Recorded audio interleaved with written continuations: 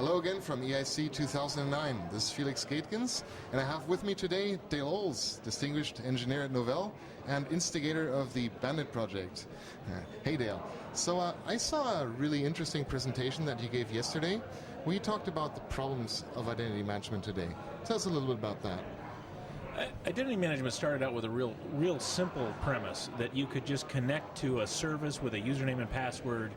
The problem is that as these services have multiplied and become more and more difficult to manage, and people have gotten hundreds of passwords, hundreds of roles, it's just become what started out as a simple idea has become impossible to manage. And I think that's because we had the idea that all we were doing was connecting to a service and authenticating.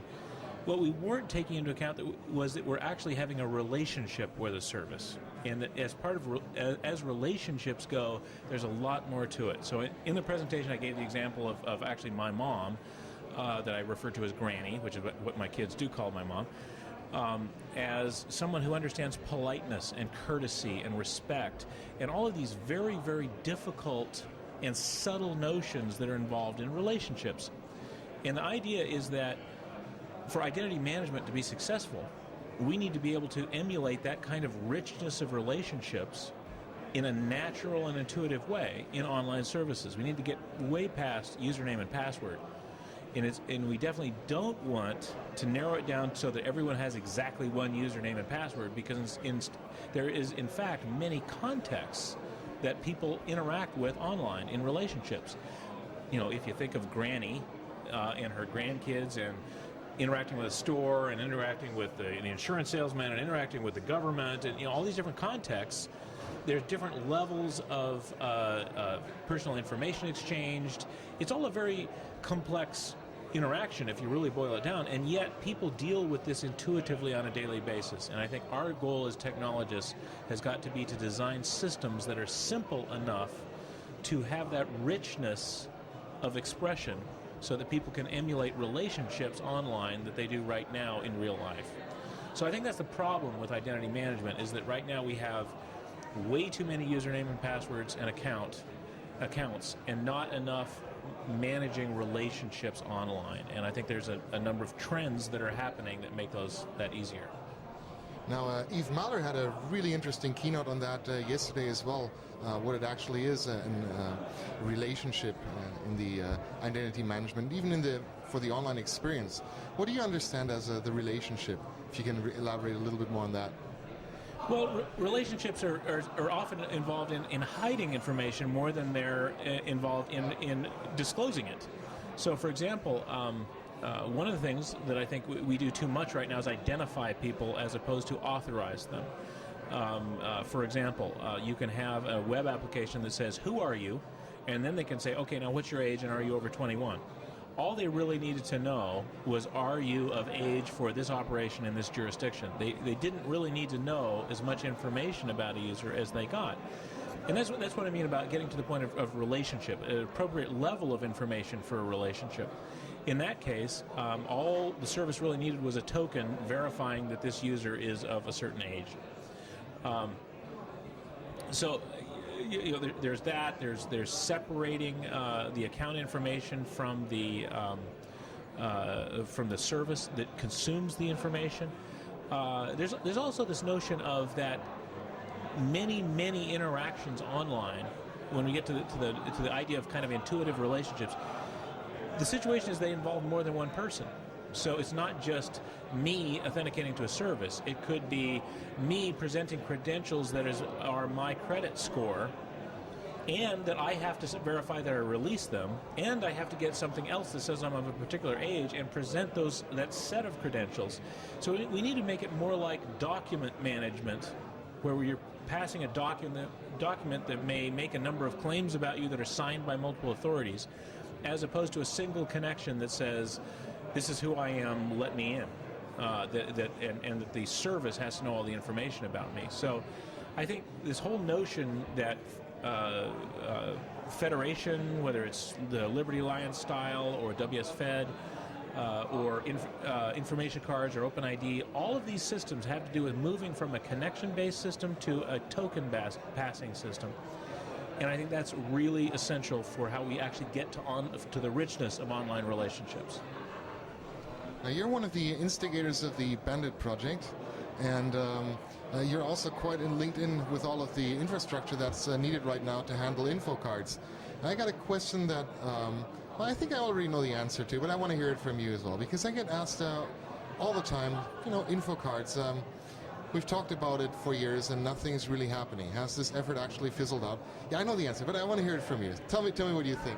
Yeah, I think it's just totally fizzled out. It was a good idea at the time, but it's just not going anywhere. No, you know the answer for me on that. I think that we have made outstanding progress. I think information cards are, while I like OpenID and federation approaches, I think information cards are the most useful approach right now for online identity services. And I know that many people have said we don't hear about it as much. From my perspective, that's really a good thing right now, because in 2006 we weren't clear that we had the intellectual property rights that we could implement it in open source, and we sorted that out in 2006 with Microsoft's open specification promise, the Bandit project, the Gaehtgens project. We implemented these things in open source in 2007. We had interoperable implementations. In 2008, all of this stuff had been worked out. We had verified, the OSIS working group had 57 participants actively interoperating around information cards and OpenID systems. And the vendors all disappeared and started implementing products. So in early 2009, Novell shipped Access Manager 3.1, which can issue information cards and receive them. We have the Digital Me identity selector that's the equivalent of Microsoft CardSpace that is part of the OpenSUSE distribution and available on Mac. And these things are now shipping in real products supported by vendors. Other vendors are coming along, but I would make the point that Novell was as far as I know, was the first vendor to ship a selector, relying party, and identity provider for information cards, the full scenario. So rather than that there's no action, instead it's just that everyone's been actually implementing. There's no contention on it anymore. It's a good idea, we're implementing it, we're getting ready to deploy. And especially I think in the government sector, in the next year, I think we're going to see a lot of actual deployments come out. So rather than it being lack of activity, I think there's been huge activity. It just hasn't been as contentious or visible. So with you guys being one of the first to come out, or probably even the first to come out with the infrastructure, and Microsoft is poised to release Geneva later on this year, there we actually have the plumbing in place to actually take information cards, which was a little bit the problem right now. You have these flashy cards, but you didn't really have the places to use it. So do you think that's going to make the big splash?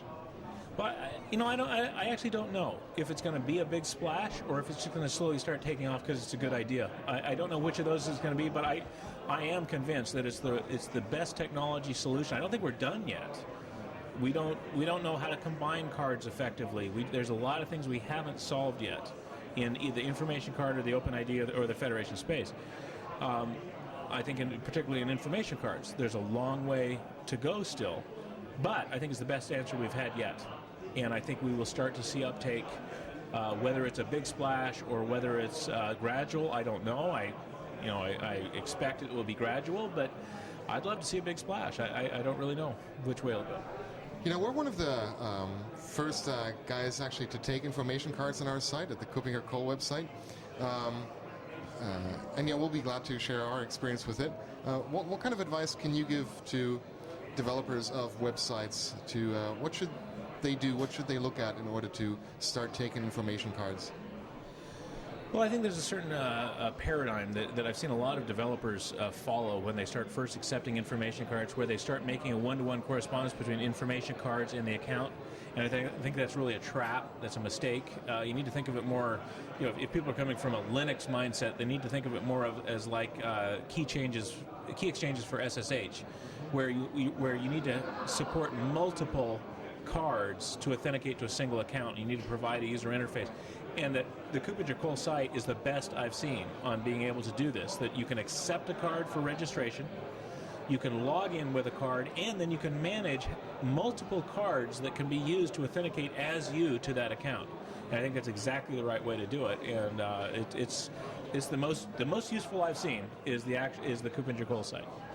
Alrighty, thank you for those, Lars. Right, thanks a lot, Dale, and enjoy. Let's go have a beer. Yeah, okay, that sounds good.